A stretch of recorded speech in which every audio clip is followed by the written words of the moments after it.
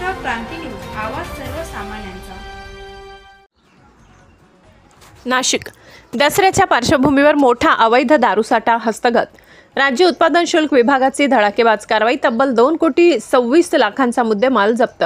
दसऱ्याच्या पार्श्वभूमीवर राज्य उत्पादन शुल्क विभागाच्या भरारी पथकाने तब्बल करोडोंचा अवैध दारूसाठा जप्त करून मोठी कामगिरी केली आहे। सिन्नर नाशिक रोडवरील शिंदे पळसे टोल नाक्याजवळ ही कारवाई करण्यात आली। दिनांक 2 ऑक्टोबर 2025 रोजी तपासणी दरम्यान टाटा कंपनीचे 10 चाकी वाहन क्रमांक RJ14 GF 3019 या वाहनाला थांबवून तपासणी केली असता त्यामध्ये परराज्यातील गोवा बनावटीची रॉयल व्हिस्की 180 ml तब्बल 96,000 शीलबंद बॉटल्या 200 बॉक्स आढळून आल्यात।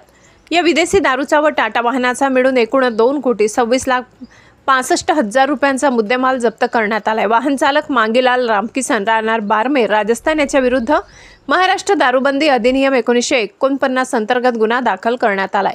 ही कारवाई आयुक्त राजेश देशमुख, सहआयुक्त उषा वर्मा, विभागीय आयुक्त संतोष झगडे, उपअधीक्षक सुआ तांबरे यांचे मार्गदर्शनाखाली करण्यात आली। यामध्ये निरीक्षक विलास बामणे, दुय्यम निरीक्षक गणेश नागरगोजे, संजय सावंत, PY गायकवाड तसेच जवान दीपक आव्हाड, अमित गांगुर्डे, संदीप देशमुख, VA चव्हाण, सागर पवार, अमन तडवी, महिला जवान अनिता भांड यांनी पराक्रम गाजवला। या गुन्ह्याचा पुढील तपास दुय्यम निरीक्षक गणेश नागरगोजे करीत आहेत। महाराष्ट्र क्रांती न्यूजसाठी विशेष प्रतिनिधी नामदेव बोरसे, नाशिक।